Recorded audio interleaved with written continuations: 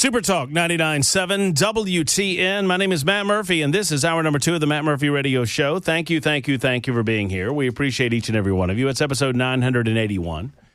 It's our Thursday edition, February the 19th. Hey, I've been in my house for a month, and almost all the boxes are unpacked. It's pretty good. You can find us on TuneIn, Spotify, iHeart, our own app, Super Talk 99.7 WTN. We're also on Talk TV, YouTube, Facebook, Twitter, Twitch, and Rumble. YouTube, Facebook, Twitter, Twitch, and Rumble. Hopefully no lag. Thank you for being over there. Thank you to you YouTube chatters. Y'all are a crazy bunch, but we appreciate all of you. And we appreciate our next guest, too. Before I introduce him, I will let you know, and I let our next guest, out of due respect to him, know that we've got another guest coming up at about 4:20 today. So we might take the break a little early, Jackson, just a fair warning to you. Because Congressman Matt Van Epps is on the road, and he's going to give us a call, wants to talk about the SAVE Act. We're going to talk a little about the partial government shutdown and his first months in the halls of Congress in Washington, D.C. Before we get to that, however, our good friend Representative Scott Cepicky rejoins us on these Thursdays to talk about the goings-on in the General Assembly and beyond. Hello, Scott. How you doing, Matt? Hey, before we get going, 900 and how many shows? 81. Congratulations. Oh, thank you. Well, let me tell you this. I listen to you all the time because, you know, I will text in from my tractor or something like that, and Dan knows the same thing. When Brian was here, the same thing. Yeah. Thank you for the work you do. I appreciate you, man. A voice of reason at times. Yeah, occasionally we start talking about Mr. Rogers and Blue's Clues, but, and we'll leave it to Beaver, and we'll leave it at well, that. we just try to get the information to the people and talk about the issues that matter to folks. And I love the fact that you've become such a part of the show, and we appreciate your coming on with us, especially during the General Assembly, that I get questions for you before you even get here. And I do have a question, though. Very important question. Yes. You won some type of award, didn't you? Did I? Oh, no. We were – so there's a – because I was an executive producer last week. There was a – so there should be something for me in my resume here. Jackson, help me out here. We were named the Barrett News Media named us. This is a national organization, and annually a group of peers, I think it's like 50 different program directors from around the country, rank the best of, and we were named the number 3 afternoon show. Well, congratulations. Yeah, it was very good. Now, do I get a double my pay increase right now? Yes, you get double your normal rate. Just put it on the invoice and just say just double the zero. Are you going to make me use old math or the new math where I can be creative? You can use the new math and see what happens. Use the Common Core stuff. You might come up with some money then. I hope. Already folks are asking about this, and I'm curious your thoughts. Yes. This Nashville teacher, yes, I guess first grade teacher in a KIPP school, which is a charter school. Was there to do a lesson. It was a book reading. The book was an LGBTQ book, and I've read the book. And as these books go, it's one of the lesser offensive books. But it is. But I would argue, why are we introducing this in first grade? Correct. I mean, the book, its nature is like they're celebrating a Mother's Day, and one of the little girls in this fictional class doesn't have a mother; she has 2 fathers, and so you're introducing these subjects at an age that I think is inappropriate. Right. And the teacher thought it was inappropriate, and the teacher said, "You know what? I'm out." And another teacher did the lesson, which that's a different argument, frankly, as to whether or not that lesson should have happened. Mm-hmm. But then, unfortunately, now the school is threatening to discipline the teacher. Yeah. And that's just a bad situation all the way around. Your thoughts? Well, we are very cautious in K through 5 about what you enter into the classroom with, right? If there's anything, and we urge pretty much almost by statute, be extremely careful what you teach in K through 5, because that's very vulnerable and impressionable. We ask districts and teachers to be as vanilla as you can, right? Let's stay away from all the sexual connotations and things as long as we can, and then integrate that as we get into middle school, because that's when you start to have health and more PE and things like that. And then obviously high school is, and more kids start having questions and they ask questions, right?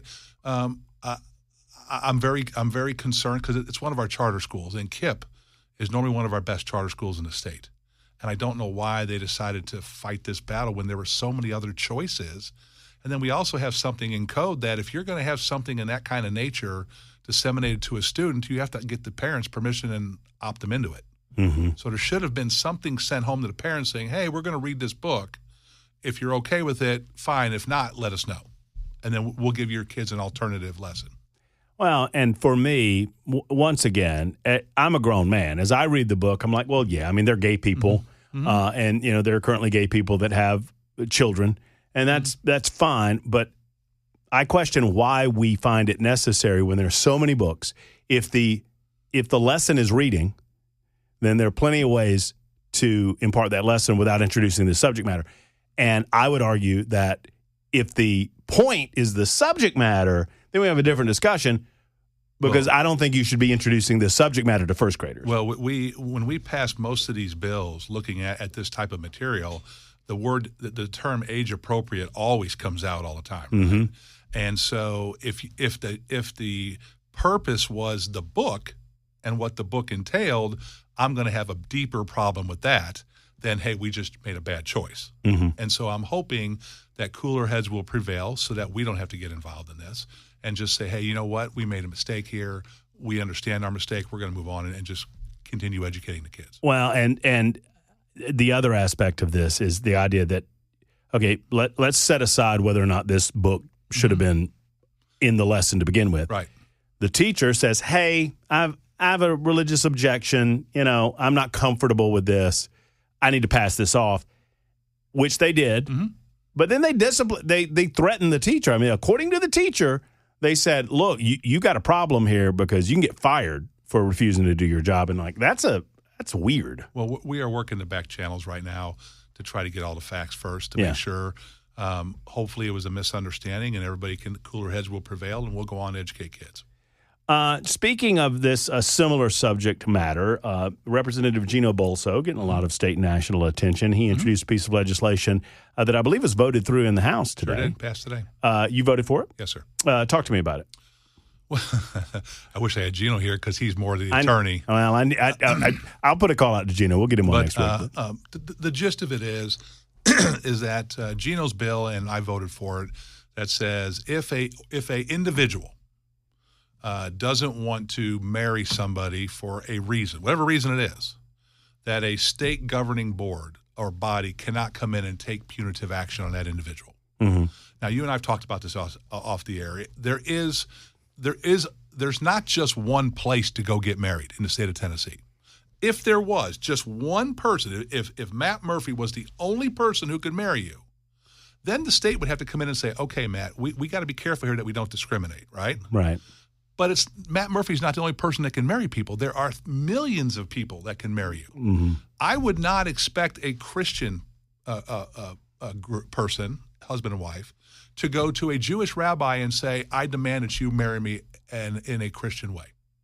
Conversely, as a Jewish couple going to a Christian saying, you have to do this as a Jewish marriage. Because there are religious freedoms involved. Right, and plus there's other options for you. Right. And so what Gino's saying is, look, if an attorney or I'm an elected official, right, I can marry people, believe it or not. If I say, you know what, I just don't want to marry you, I don't have to really give you a reason. I can just say, I don't want to do it, and you can't take punitive action against me. This feels similar in its nature to the cake baker out of Colorado. Yes. Right? Same kind of principle. It's the same kind of idea, is that there really is no harm here, right, in as much as if a gay couple goes to Cepicky and says, hey, Scott, we want you to marry us. And you say, you know what, not my thing. I wish you the best. Right. Move on. There's plenty of people out there that'll do that for you. But they double down and say, no, we demand you do it. Correct. Which is what happened with this Colorado baker. Right. Then that's a problem because now we're starting to violate your religious liberties. And that's what Gino's argument is you're violating my constitutional rights to say no. That's fair. I mean, that's fair. I mean, because there's not just one place to go. It is unfortunate that it's going to be litigated in a very different way publicly, Correct. right? The mainstream media is going to run with it and say it's anti-gay and all that and whatever. Look, we still in Tennessee, and I hope in other places around the country, we still have the right to disagree on some of these matters, particularly when it comes to our religious faith. Correct. And I see Christians every single day who in their faith understand where they are on the matter, but they also believe in a free country where people are allowed to live a life of their own choosing. True. And that's the way it ought to be. Correct. And I agree with you, Matt. I think what Representative Bolso did was just he exposed the relationship, I forget the word I'm looking for, the cake. Cake maker. And this, it's the same argument, right? Right. If there's only one place to go to do something in the world, then there's some harm. Then government's got to come in and say, hold on. But there isn't. There's thousands of people out there that will marry you. Go find someone that will enjoy doing your ceremony for you. 18 after the hour, quick timeout. We'll visit with Congressman Matt Van Epps, and you're welcome to stick around. Scott, if you've got any questions for the congressman, we'd love to hear from you as well. And Scott will be around a little bit longer. We'll talk about Iran. We'll talk about a couple of other things involving education in the General Assembly. It's 18 after the hour on Super Talk. Yes, we shall discuss coming up in just a moment. Maybe we'll get to it with our next guest. Scott Cepicky, as usual, is in studio with us, and we appreciate Scott being here. And on the Murphy Show hotline is Congressman Matt Van Epps, who joins us. He is out and about in the 5th Congressional District, it's my understanding. I'm sorry, 7th Congressional District, it's my understanding. Just getting stuff done as it is a week off out of Washington, D.C. But, Congressman, hopefully you can hear us, and hopefully we can hear you. Good afternoon. Welcome in. Hey, Matt. So good to be on with you. We are out and about. It's been a great week. We've been in Montgomery County, Davidson County. We've been in Houston, Humphreys, Benton, Decatur. Today we've been in Wayne and Perry. So we've been trying to get out and visit as many folks as we can. Number one, to say thank you, and then two, and most importantly, to listen and learn, to hear what the issues are and the things that we can take back to D.C. and get things done, as you said, move the ball down the field. I mean, obviously, you've been in Congress for, I guess, a little over a month now. And anything that you've learned, I mean, it's been an introduction. I'm certain that it's been like drinking from a fire hose. How's it been? For sure. I think that's accurate. I'm learning a lot. You know, the good thing is, Matt, I know how to get from the office to the House floor to vote now. So that's a big win. I can navigate myself around. But, you know, being the brand new guy, 435 and 435, we are figuring out ways to lean in and to get things done. One of those ways, I'm on the Homeland Security Committee, and I'm on the Counterterrorism and Intel Subcommittee. And we're working with staff from that subcommittee to take lead on legislation. We are co-sponsoring a bill to revamp the National Terrorist Alert System that was first implemented post 9/11. It was updated in about 2011. And we're going to update it again. So we're taking lead on that.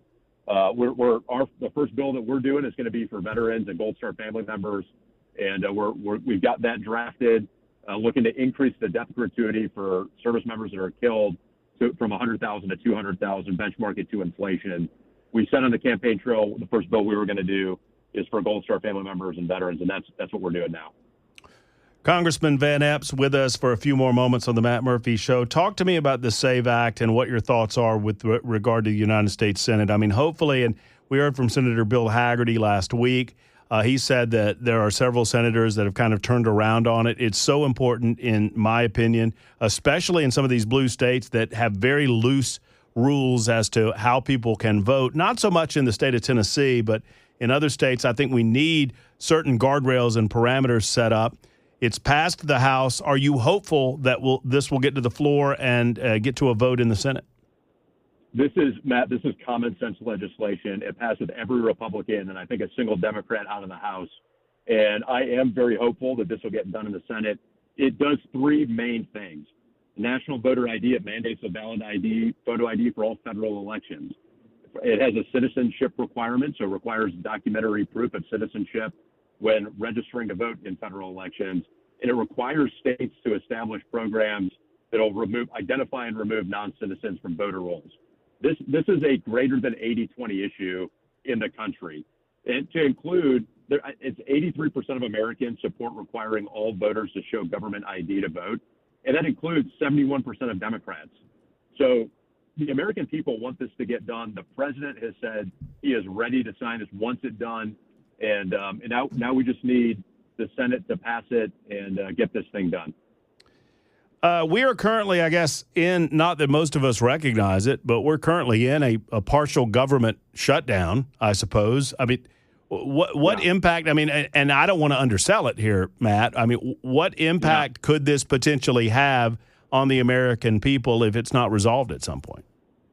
So that's right. We're at 94% funded, and 6% of the government is shut down. That's the Department of Homeland Security, and the Democrats are holding it hostage. And this is as you know, this is a critical agency. The good thing is ICE and CBP largely funded over the summertime in the One Big Beautiful Bill.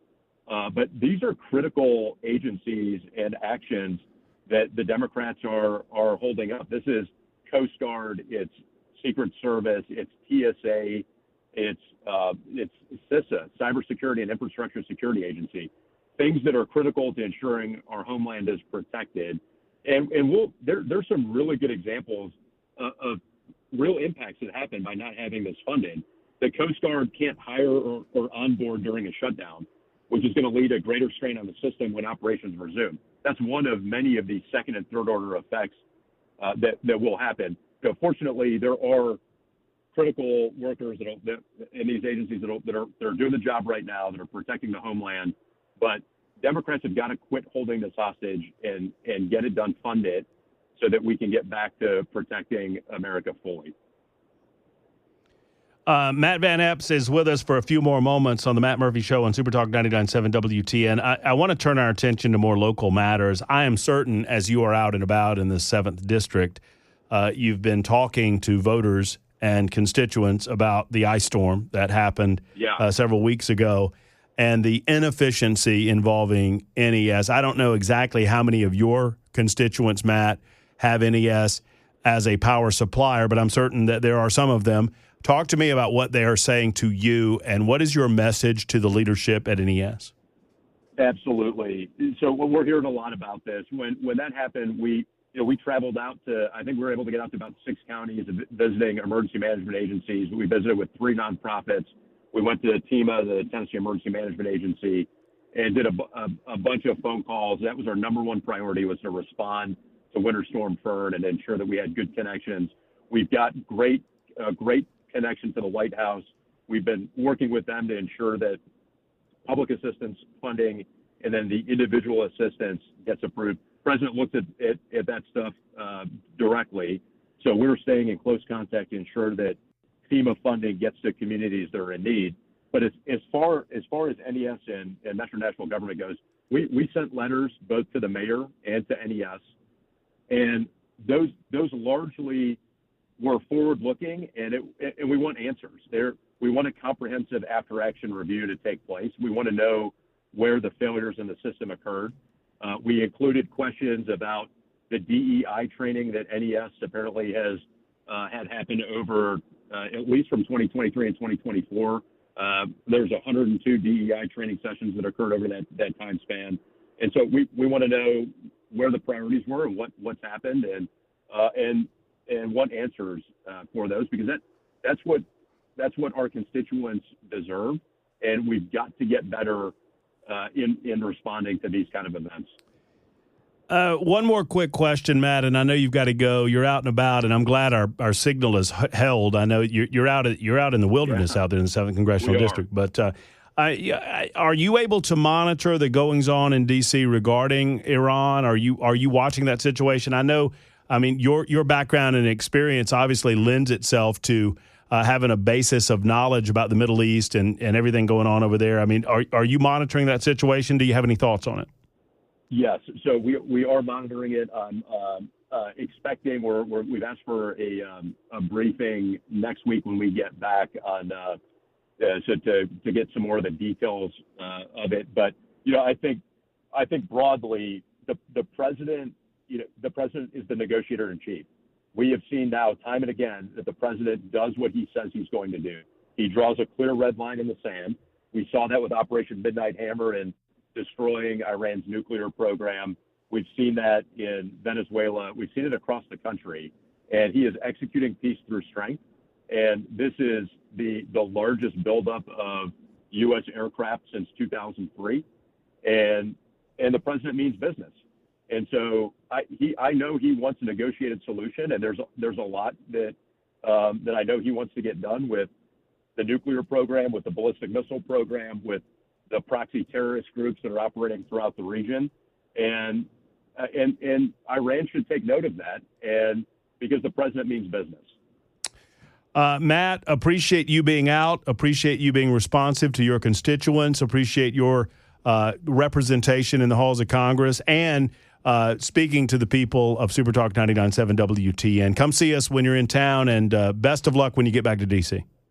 Will do, Matt. Let me just say thank you to your listeners. I'm so grateful for the support. We're going to continue fighting hard, and thanks for what you do every day to drive messages forward. I'm going to start, listen, we got to get somebody else in Congress because I'm going to start nicknaming you 435 until somebody comes in. We got to move you.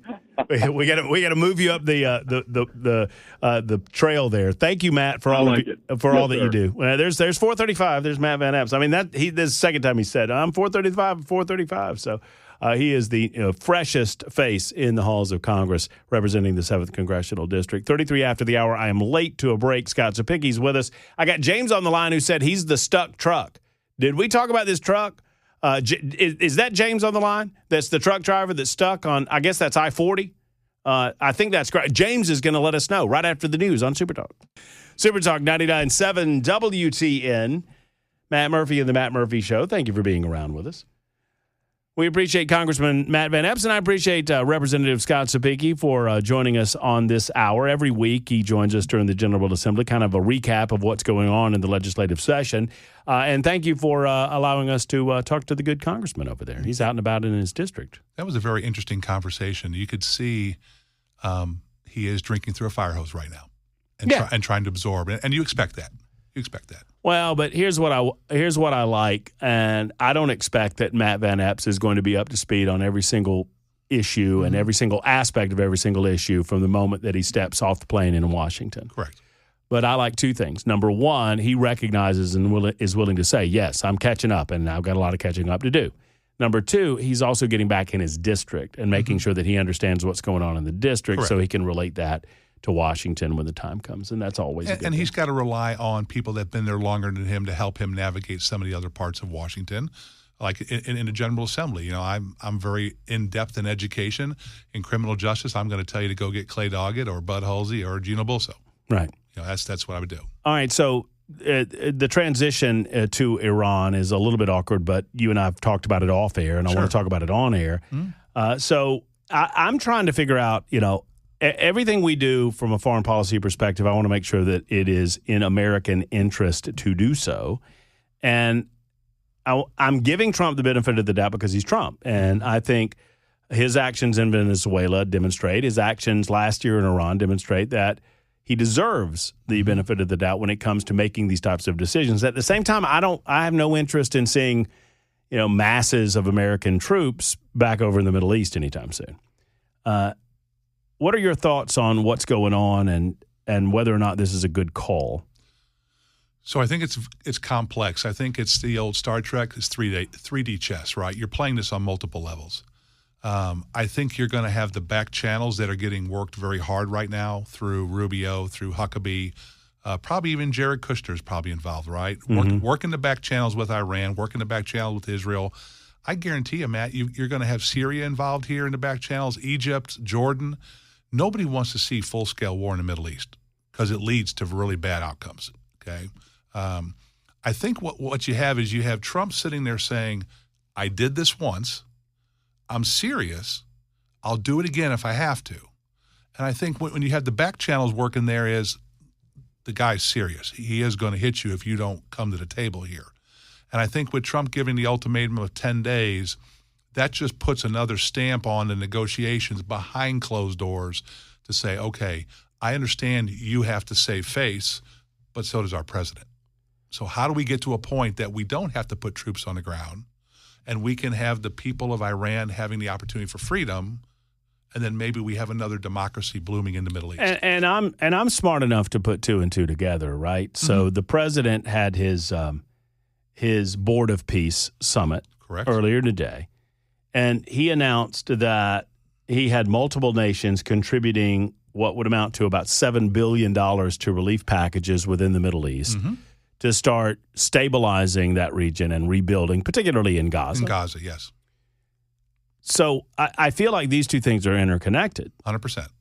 That if Iran is the disruptor, if Iran is the nation that you're worried about that will if not do it themselves, then fund these organizations that will continue to disrupt the stability of the Middle East, then we're just pouring money into a situation that's untenable. Mm-hmm. I wish they would tell us that, though.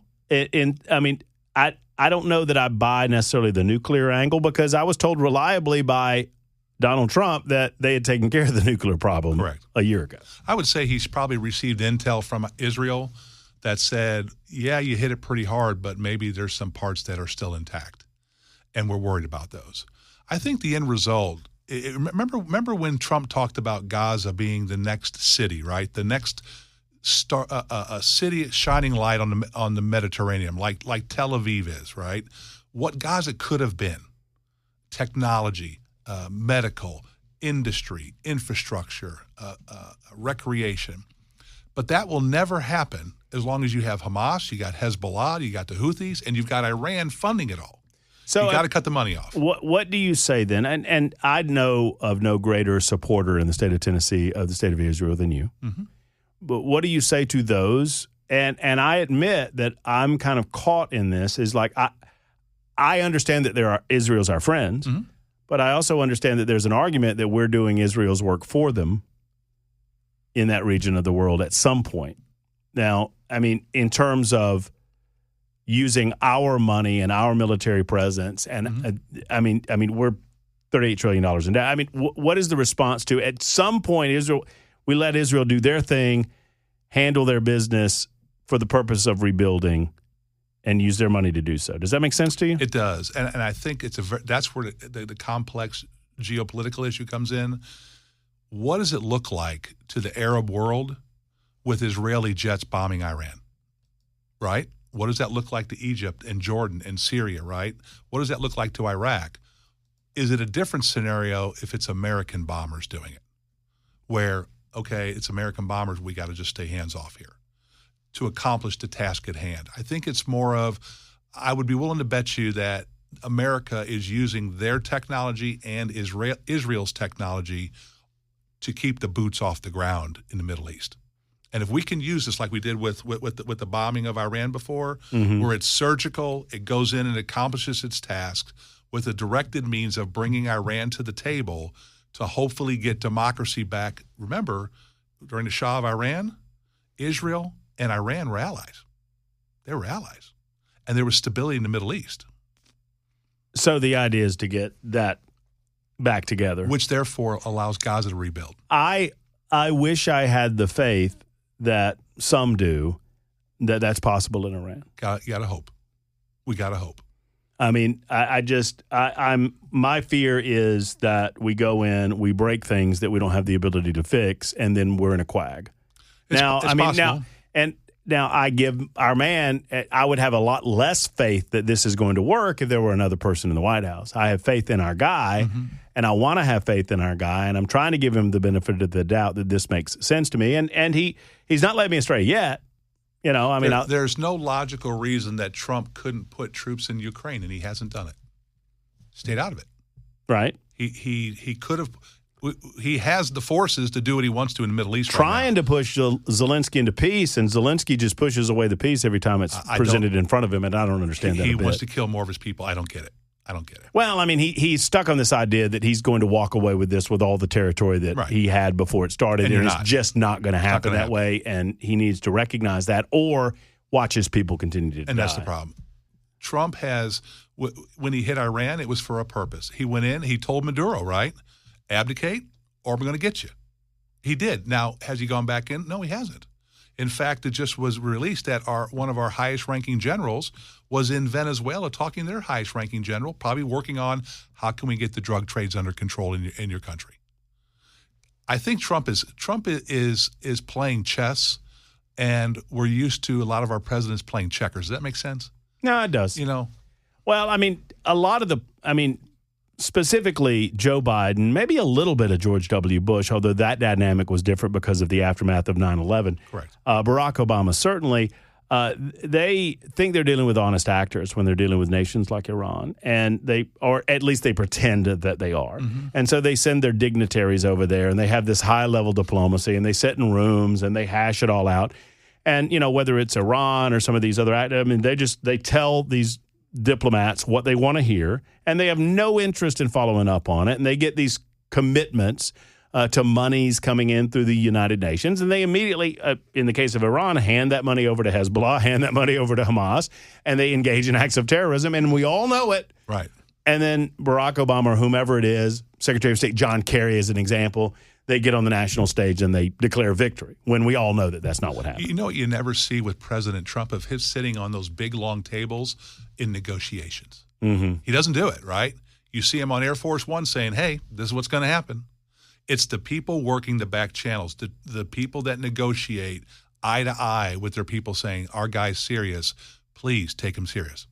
So I've gotten a number of people on the super text line that are suggesting, and I just want you to answer the question, Scott. Sure. Why is Israel dictating our foreign policy? No, 100% no. I think Israel knows that if Israel wanted to do what they really wanted to do, it would cause chaos in the Middle East.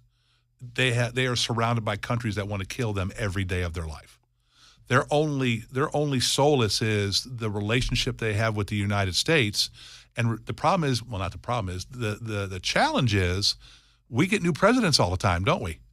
Which causes new foreign policy problems for them. Right. Do we have a president that's willing to go over there and bomb Iran's nuclear facilities, right? Or do we not? Do we have a president that gives Iran how many billions of dollars in pallets? So I'll ask you this question because someone has asked it of you, and you're a friend of the show. Sure. 3508 writes in and says, Matt, can you ask Scott Cepicky if he receives any money from AIPAC? Zero. So no money from AIPAC? Zero.